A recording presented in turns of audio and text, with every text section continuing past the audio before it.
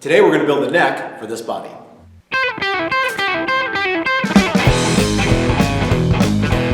Hey everybody, this is Matt and we're at Texas Toast Guitars. Thanks for watching. Hope you're enjoying the Build a Challenger video series that we're doing. And we're doing the premieres on Sunday. Chris and I are watching with you guys if you're watching during the premiere. So today we're going to build a neck to go with the body that we worked on last week. Let me show you what we're going to do here. So we are going to take some mahogany and we're going to turn it from this into this. We have to have a little spot for wings. And then we're going to turn it into this. And we're going to fit it to the body. Now I've got a bunch of challengers going, so we're probably going to do more than just this one neck. Because as you'll see, if you're all jigged up to do something, you can do a lot of them and you can do a lot of them fast. And you can save some time having to, set up tools. So we're going to do 3 or 4 necks today, and we're going to fit them to at least the guitar that we're working on for this series, and probably some other ones too. So let's jump right in. We've got to do a little bit of work on the jointer. We've got to get some stuff glued up. Then we're going to break for lunch. Then we're going to come back and finish up and show you guys some cool stuff that and get everything fitted. It's going to be awesome. So let's jump right in.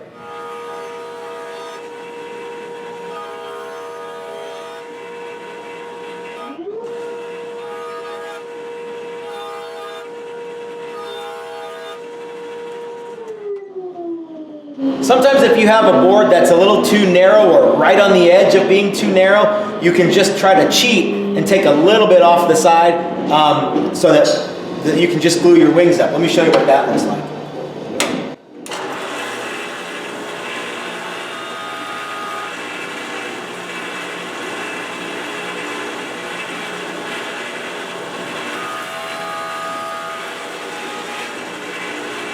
Okay, so our wing section is done exactly like our neck section. The edges are joined, and what we're going to do is we're going to cut them into smaller pieces and get them ready to glue to our neck blanks.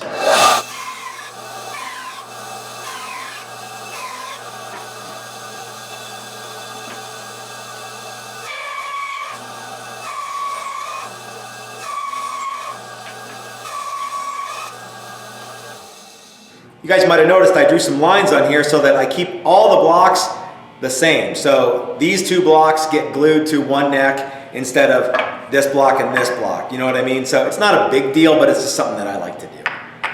All right, so we're at the glue table. And what we want to do is basically glue on some wings here. Make sure to use the joined side. Glue on some wings so that these little nubs aren't flapping in the breeze. Okay, so it's just going to look a little bit like that, and it's going to be really easy and fun. But I want to have my neck template, so I make sure I get it in the right spot. Okay, I could probably just do something like that. Okay, you'll notice that I have a little piece of MDF here to set everything on, and we're going to clamp a bunch of them up, and it's going to go fast. Okay. Let's get these guys situated on here. So we want to be something like this when it's all glued up. Make sure you join it using the joined side.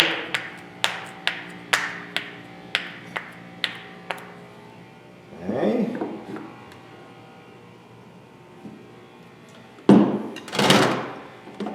I like to just use some of these squeeze clamps because they work and they're fast. Now, when these guys are fully dressed down, they're going to be 1.5 inches thick. So the reason that I do them, I glue these wings on before we thickness them is because if there's a little bit of difference or variation here, that'll all get ground off in the milling process. So we got 3 more to do, and then we'll let them sit and let the glue set up.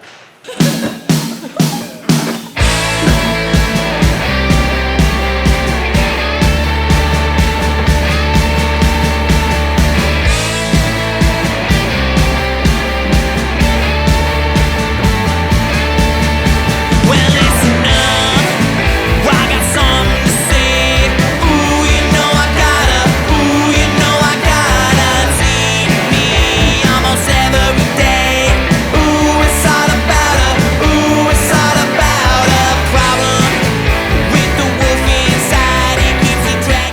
Okay, so our neck blanks have been sitting for a little while.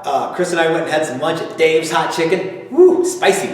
And so what we're gonna do now is we're gonna unclamp all of these and we're going to machine a face that is flat on the joiner. And then we're going to take the opposite side and grind it down to the proper thickness, which is for our guitars, 1.5 inches exactly. So let's jump right in. Let's do all 4. I tell y'all what, having a remote control vacuum sure does help.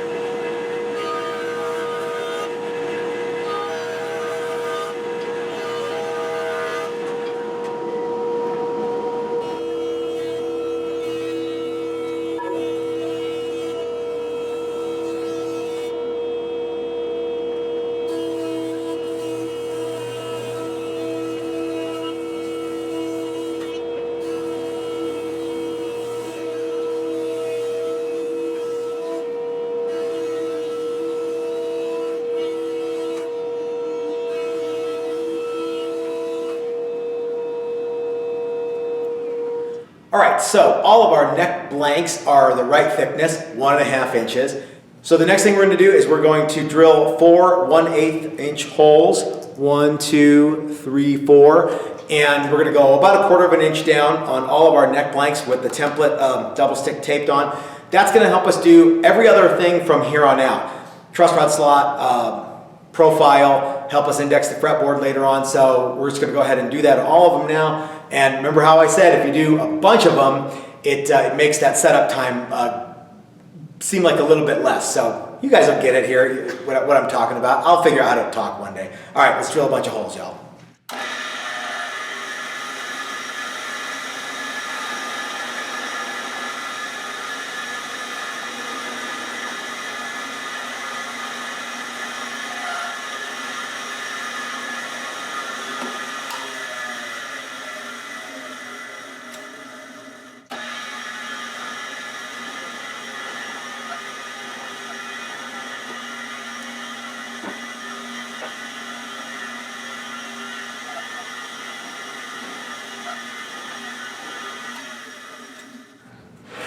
I'm going to go ahead and trace around the template so I know what I need to bandsaw off.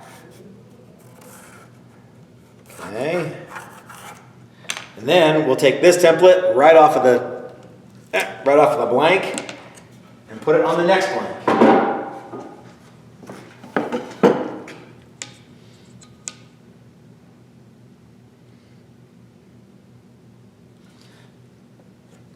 Should be good to go.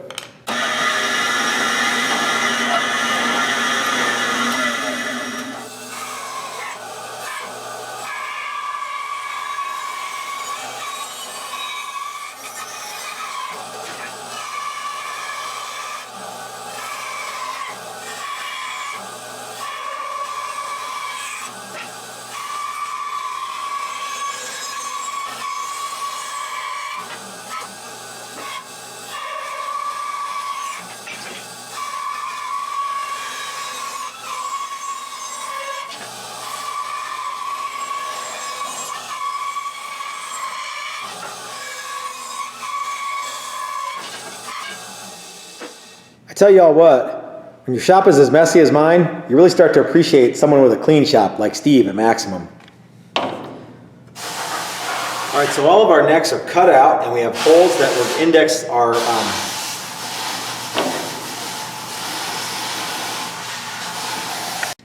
All right, so we got our necks rough cut out on the bandsaw and we have our index pin holes. And remember, those are going to help us line up everything from here on out, including this template, which has index pins. We're going to go ahead and line those dudes up, press them in, and now this template is attached, but I like to put in a couple screws just to make sure everything's fine. So I'm going to put one right here, that's going to make sure that the template doesn't come flying off accidentally. And that's right exactly where my truss rod channel is going to go. Then I like to put one here on the headstock because it's a little far away. And the hole from that screw is going to be eliminated by the headstock angle. All right, so we're going to do everyone's favorite thing, and we're going to buzz these necks out on the shaper.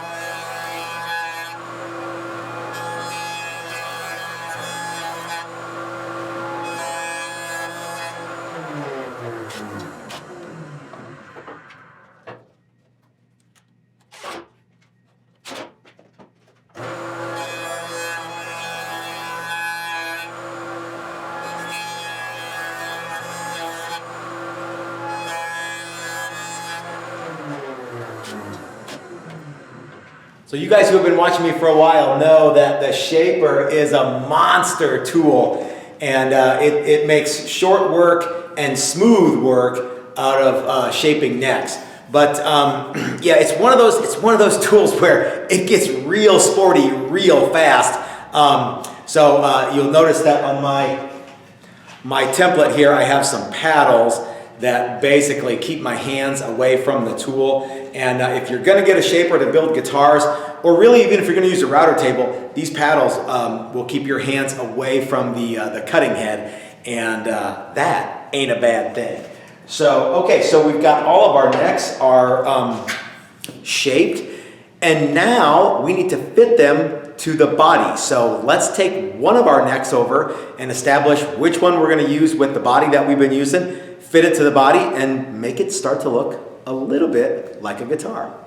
All right, so here's the body that you guys remember from last week, and I chose this neck. I don't know why, because it's as good as all the other necks.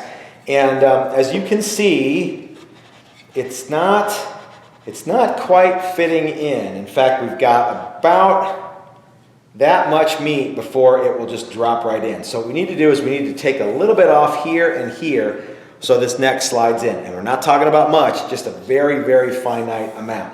And to do that, I got some 60 grit on a block here. We're going to just get close with the block.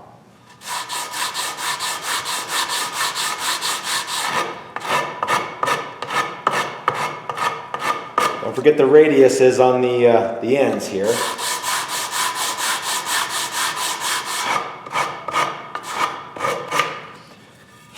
And constantly check and make sure. So we're actually really, really close. You want to make sure to keep the sandpaper from rocking and doing this thing.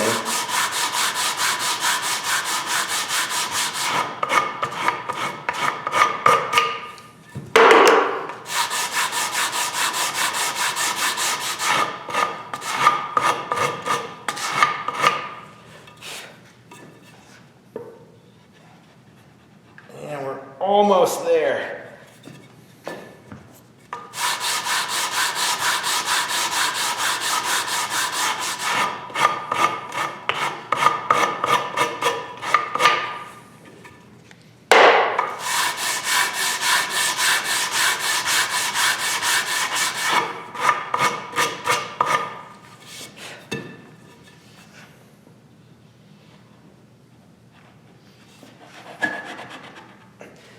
There we go.